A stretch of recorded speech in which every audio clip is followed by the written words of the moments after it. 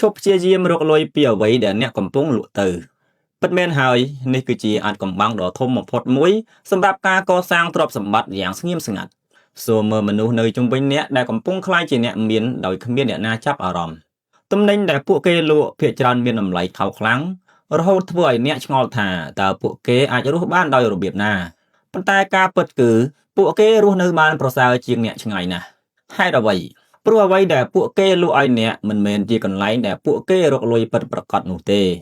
សូមមើលឧទាហរណ៍ពិតមួយហើយអ្នកនឹងយល់ភ្លាមនៅទីក្រុង Manhattan សហគ្រិនស្ត្រីម្នាក់បានបើកហាងកាហ្វេមួយ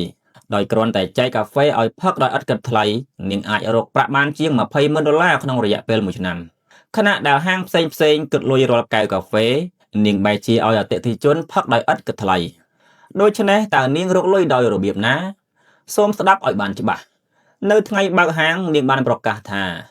អ្នកនឹងទទួលបានកាហ្វេមួយកែវដោយឥតគិតថ្លៃរៀងរាល់ថ្ងៃពេញ1ឆ្នាំមិនមែន1ថ្ងៃមិនមែន1ខែប៉ុន្តែ1ឆ្នាំពេញ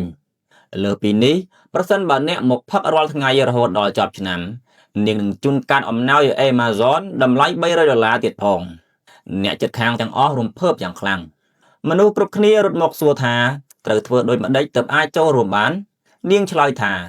គ្រាន់តែបង់ថ្លៃសមាជិក$5ប៉ុណ្ណោះហើយអ្នកនឹងផឹកកាហ្វេឥតគិតថ្លៃពេញ1ឆ្នាំ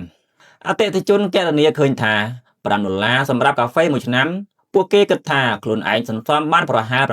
$700ពួកគេគិតថាកំពុងចំណេញលើម្ចាស់ហាងប៉ុន្តែការពិតគឺផ្ទុយស្រឡះតាមរយៈយុទ្ធសាស្ត្រនេះនាងទទួលបានសមាជិក$3,000នាក់ស្ទើរតែភ្លាមនោះមានន័យថានាងទទួលបានប្រាក់សុទ្ធ$15,000ភ្លាមដែលគ្រប់គ្រាន់សម្រាប់បង់ថ្លៃជួលនិងអំណោយដំបូងបន្ទាប់មកនាងកំណត់ម៉ោងផឹកកាហ្វេឥតគិតថ្លៃចន្លោះម៉ោង7ព្រឹកដល់10ព្រឹកគិតមើលតើមានមនុស្សប៉ុន្មានអ្នកដែលផឹកកាហ្វេទទេដោយមិនញ៉ាំអ្វីភាគច្រើនទិញនំប៉័ងនំក្រសងឬទឹកផ្លែឈើបន្ថែមជាមធ្យមអតិថិជនចំណាយបន្ថែម$3រាល់ពេលមកម្ដងនោះស្មើនឹង$90ក្នុងមួយខែ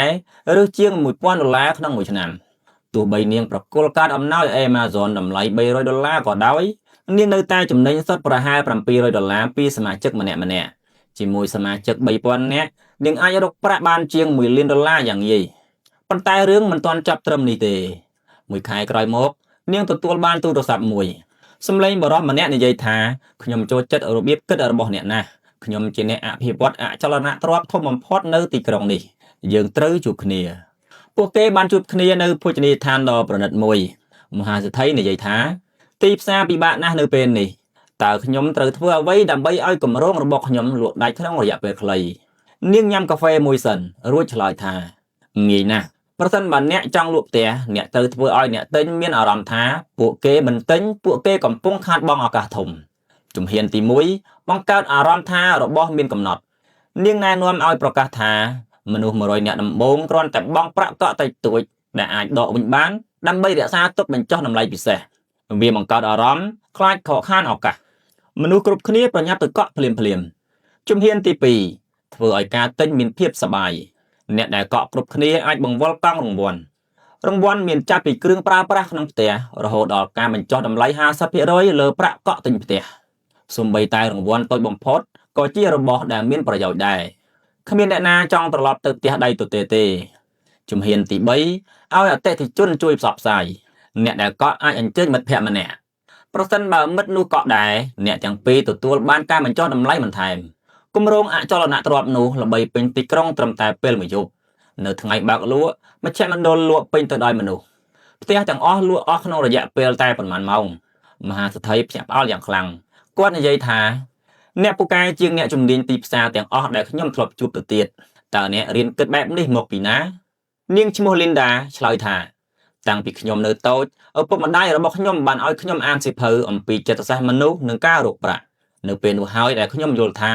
អ្វីដែលមានអំណាចបំផុតក្នុងពិភពលោកមិនមែនជាលុយហើយក៏មិនមែនជាអំណាចដែរ